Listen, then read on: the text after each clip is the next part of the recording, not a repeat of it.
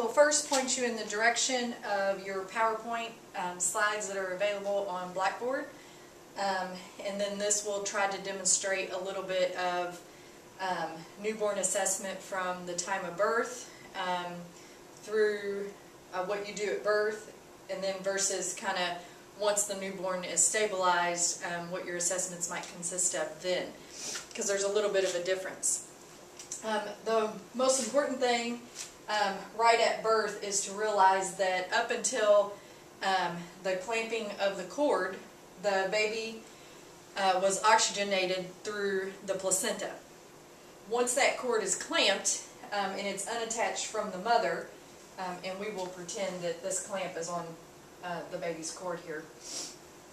Once that cord is clamped and the baby takes its first breath, once it's born, which takes a lot of pressure in order to do that, the pressure in the pulmonary artery decreases and closes that PDA, that patent ductus arteriosus, that was a fetal shunt. Now this may not close completely at birth. It may take several days, but this PDA is a shunt that bypasses the lungs in utero. So you have the heart, okay, and then I'm not an artist, but we'll have the lungs in between. So in utero, the blood comes into the right side of the heart and through the pulmonary artery, which we'll label PA, but instead of going to the lungs to get oxygenated, there is a shunt in between the pulmonary artery and the aorta, and the blood just bypasses the lungs altogether. But once that, again, I'm not an artist, but once that cord is clamped, that pressure in the pulmonary artery decreases, that shunt closes, and then now the lungs begin to oxygenate the baby's blood. This is that pressure it takes to take that first breath in is helped by vaginal deliveries. That pressure that the baby has to go through in the vaginal canal helps A, get rid of some of that extra fluid, and B, helps that pressure for that first breath. C-section babies therefore are at increased risk for transient tachypnea because they don't have that pressure of the birth canal. They have more fluid that they can aspirate, so they tend to have more respiratory problems. So baby comes out, and we know the most perfect place for the baby is skin to skin on mom's chest for multiple reasons. Temperature regulation, bonding, breastfeeding. There's a slew of physical benefits of skin to skin contact. As the nurse, you can do what I'm getting ready to talk about on the mother's chest. It takes a little bit of experience and a little bit of good adaptive nursing skills, but you can still do the main assessments on mom's chest. So baby first comes out and it's very gooey and wet, bloody. So most of the time nurses have a towel on hand where they can start to dry the baby off. Not only does this stimulate the baby to take its first breath, okay, but it also dries the baby off, which prevents hypothermia because of them being wet. So vigorously rub the baby. So a long time ago they used to, you know, smack babies or whatnot, and that's not done routinely anymore. You also want to have a bulb suction ready to see, you know, you want to clear the airway, you want to pat the airway. And, you know, just look at the overall appearance of the baby. Is the baby pink, breathing, crying? Is it flexed or is it flaccid? When you look at the color, centrally the baby should pink up. Acrocyanosis is normal, which is blue hands and feet. That's going to be experienced for the first few days. Those are the last extremities to oxygenate themselves. Another thing the nurse is doing at birth is an APGAR score, and those are done at 1 minute and 5 minutes of age. And they look at several different things. They look at the baby's appearance. Is it flexed or is it flaccid? And they're scored, and this is all in your PowerPoint.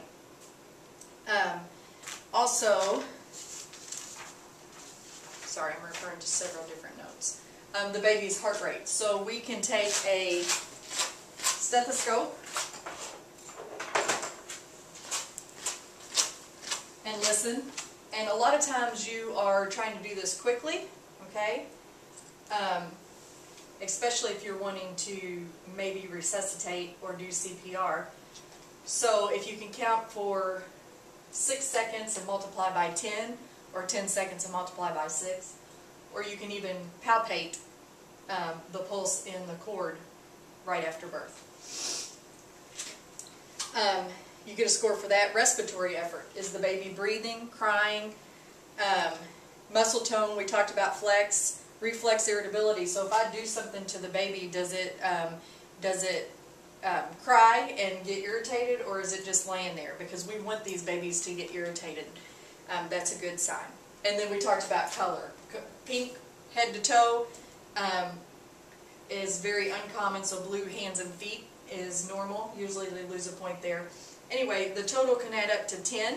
10 is a perfect APGAR score. You rarely see 10s because of the acrocyanosis. Anything above 7 or above is good. In between 4 and 7, you know, you're doing things to help that baby along, and if it's less than 4, you're in trouble. You better do something about that.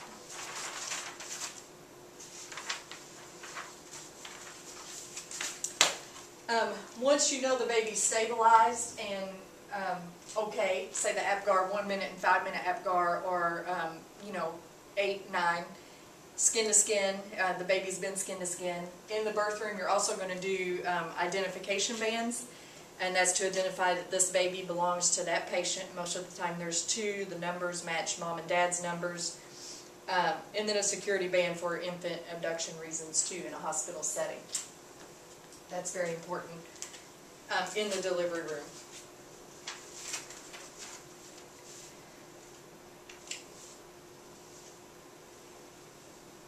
Encourage early feeding for breastfeeding moms. So the babies have different periods of reactivity after birth.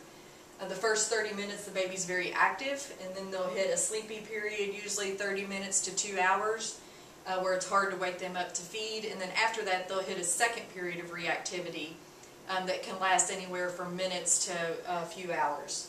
So early feeding is encouraged to prevent more bleeding from mom, and also for the baby's health reasons. And we'll talk more about breastfeeding and bottle feeding.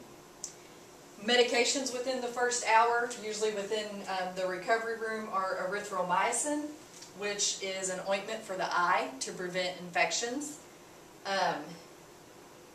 and vitamin K, which is given IM in the vastus lateralis in newborns, right around this area. And it's to help with clotting of the blood, so they don't have clotting factors and able to clot their own blood because of their sterile GI tract. So we give that vitamin K.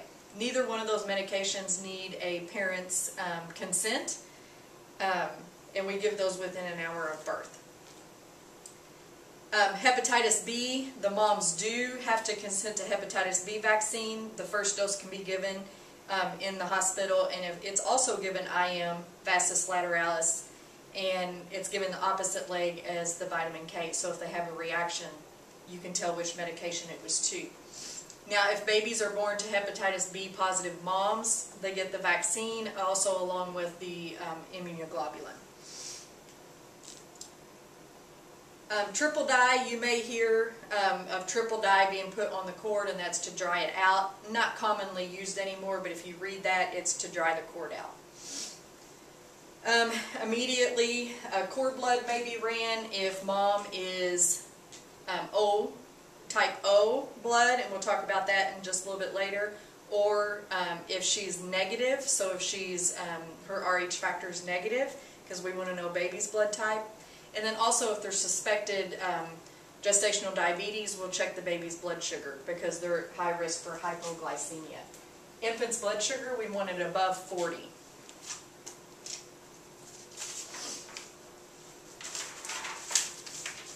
Within 12 hours of birth, we'll perform a gestational age assessment on the baby, and that is referred to as a Ballard scale.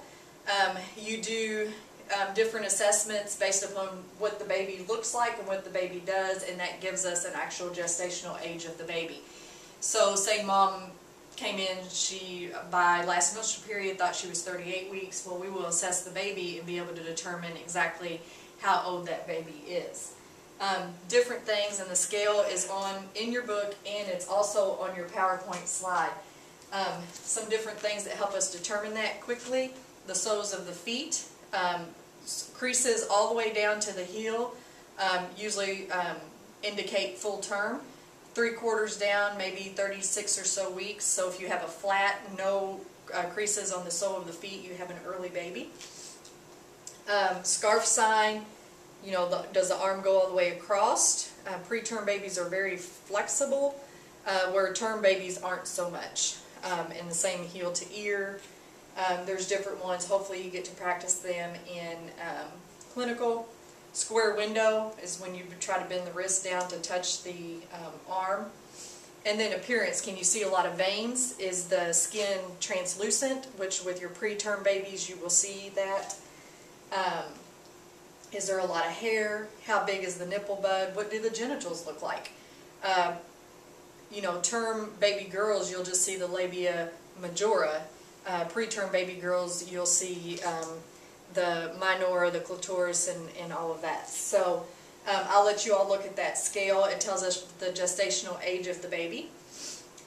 Other vital statistics that we want is a weight on the baby. You want to weigh the baby the same time each day. 2,500 to 4,000 grams is considered normal, or average. Length 18 to 22 inches. And to get a length, you will want to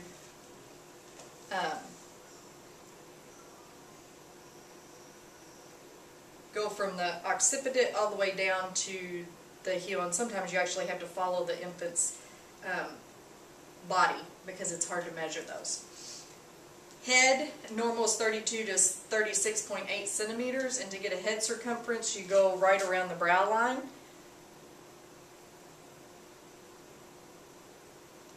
Chest, normal is 30 to 33, and you go right at the nipple line.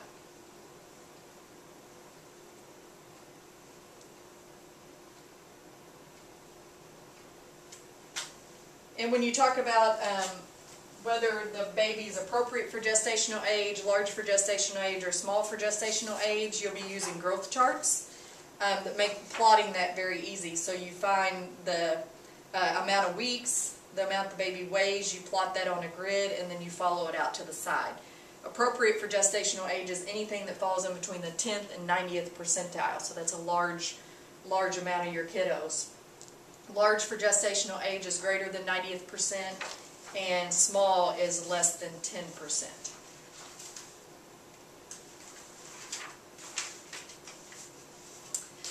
Vital signs, you've already gotten some for the APGAR score, but routine vital signs that you'll do every 8 hours when the baby's in your healthcare facility are respirations, and you want to do those first if the baby's calm.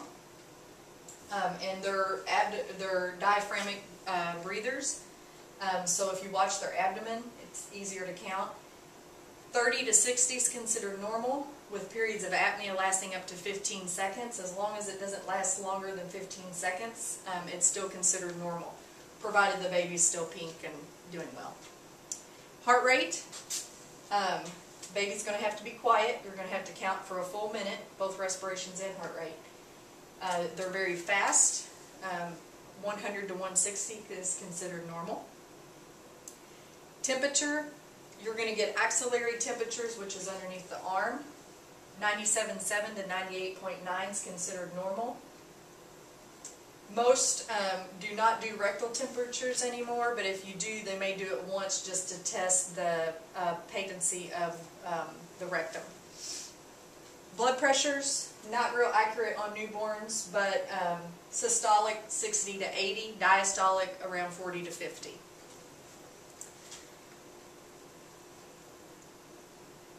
Know your different ways that a newborn can lose heat, and examples of those, you know, conduction, convection, radiation, and evaporation. Your normal head-to-toe assessment, is going to be exactly that. You're going to want to start at the head and work your way down in order not to miss anything.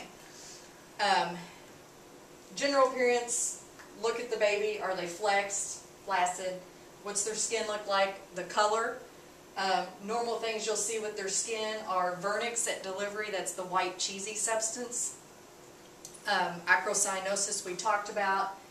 Milia, which are the small white looking pimples. It's normal. Mongolian spots are darkened. They almost look like bruises. They're seen a lot in your different ethnicities. Stork bites, the red little stork bites all over the baby is considered normal. Port wine stains, almost looks like a birthmark, a little bit darker, and newborn rashes. Not all newborns are pretty. They've, just been born, so they look a little rough sometimes. You want to check the head for symmetry. You want to feel the suture lines. A cone head, when the baby's skull gets compressed through the vaginal canal is normal. You want to feel for their fontanelles. Make sure they're not bulging or sunken in. The front one is diamond shaped. You want the diamond first, and this one's triangular shaped, and it closes last. So you want the diamond first, or the diamond closes last. So you want the diamond first, which is first on the head, and you want it for the longest, is how I remember that. Caput secundum is when the swelling actually crosses the suture line, so that's more of your cone head. And then the cephalohematoma is when it doesn't cross the suture line, and it's usually caused from some sort of birth trauma or the way the baby was laying in utero. Look at their eyes. They can be swollen and puffy. Newborns do not get their permanent eye color until around 3 to 12 months. Ears, make sure they're even with their eyes. Just draw an imaginary line to the top of the ear and with your eyes. If they're low set, that may indicate Down syndrome. Their nose, they're obligatory nose breathers, so they will not, if you occlude their nose, they're not going to be able to breathe. Mouth, put a glove on and make sure their palate's intact. Make sure they have their sucking reflex. Epstein pearls are normal. They're the little white spots on the lips.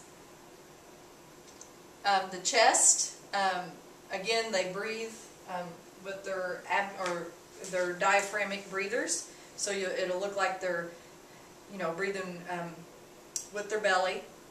Their chest is barrel-shaped, so their abdomen kind of protrudes. That's normal. Their cord should have 2 arteries and 1 vein. 2 A's and 1 V, so 2 A's is a good thing, is how I remember that. Genitals, a lot of times they'll be swollen. We talked about it telling a lot about gestational age, and they'll also still have some of mom's hormones in them, so a little bloody discharge or brick dust is normal.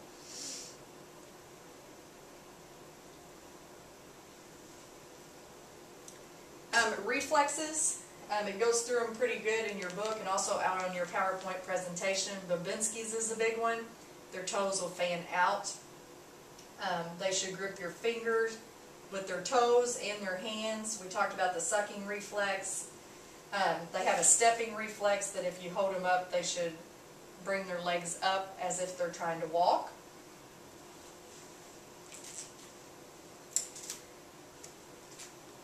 Make sure you have a void and 1 meconium stool the first 24 hours. Meconium is the dark black sticky stool, and then your stools and voids should increase as the baby's feeds start to get regular. Some more labs that you may see. Now this isn't immediately after birth, but they'll do a hearing screen, make sure the baby can hear. They might do a Billy levels to check to see if the baby has a high bilirubin level, which we term as jaundice, which we'll talk about in just a second. Newborn screening is any lab work's done with the heel stick, and it's done at least 24 hours after the first feed. It tests for very rare metabolic disorders. You'll see that done before the baby leaves the hospital. And also circumcisions if the baby's going to get circumcised, if it's a male infant.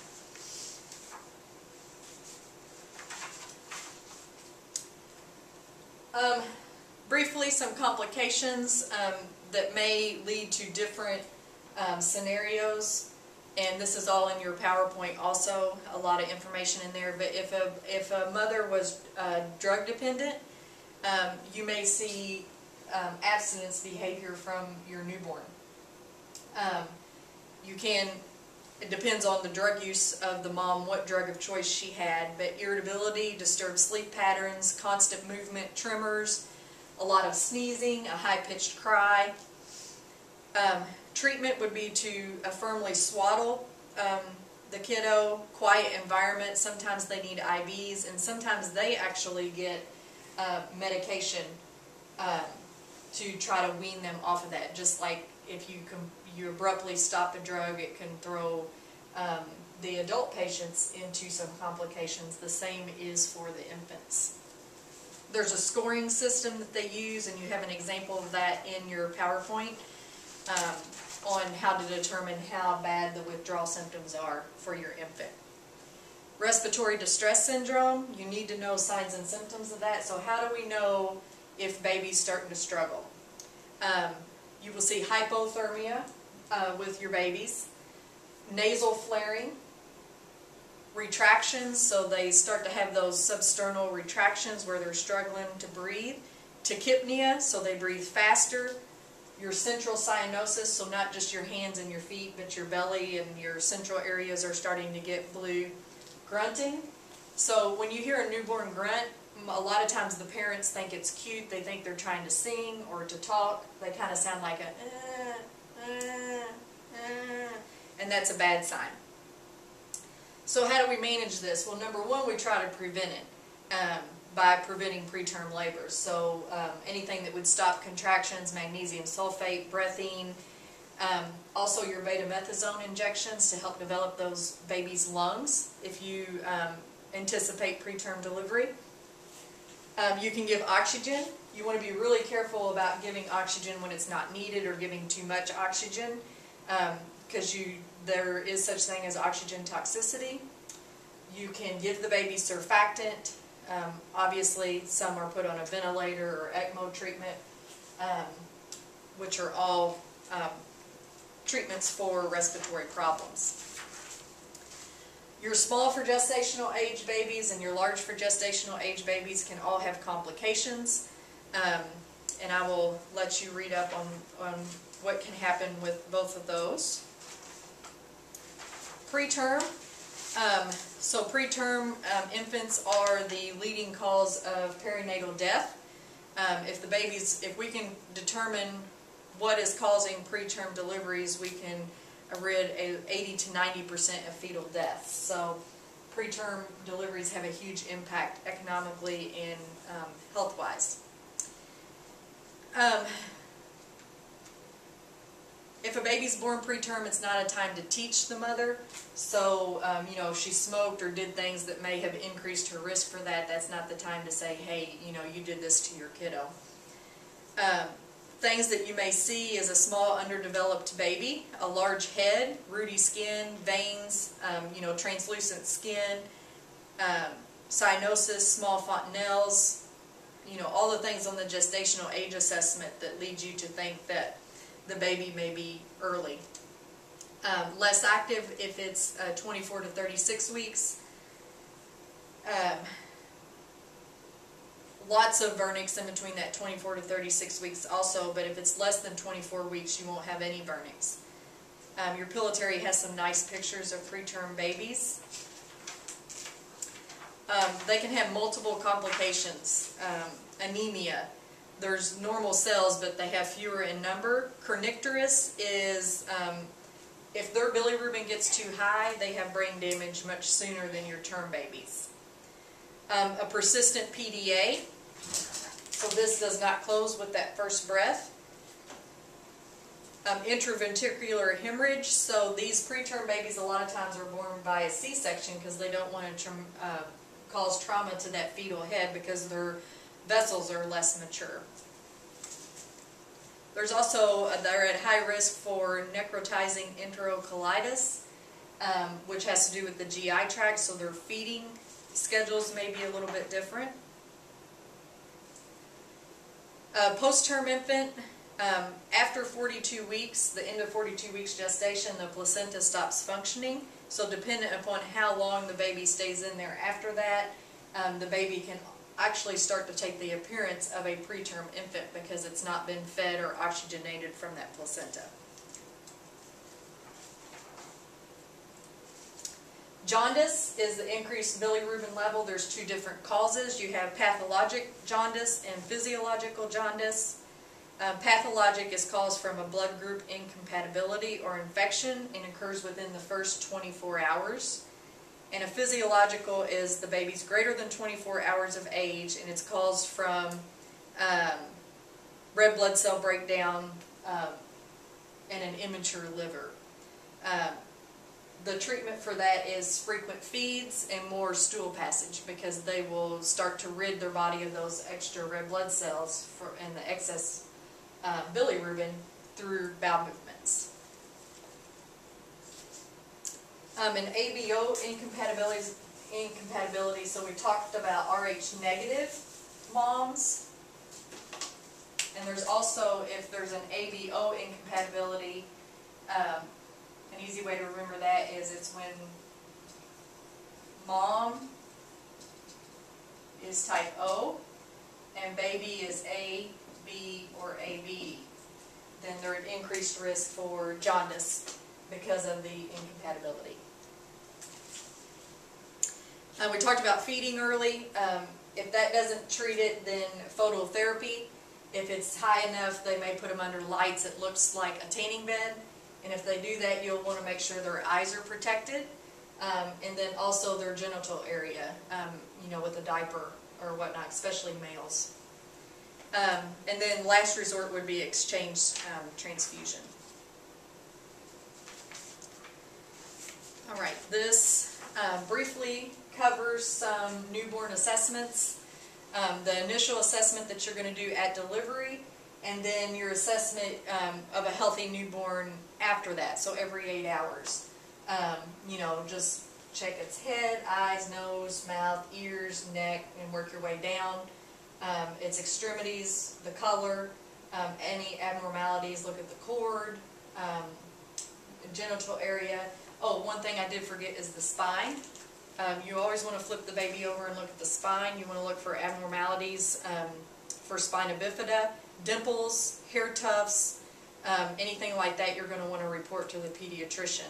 And the main thing, if you see anything abnormal with the spine, you want to know, do they have bowel and bladder control and lower extremity movements? Because if they do, then the spinal cord's intact. But you still want to report it to the healthcare provider.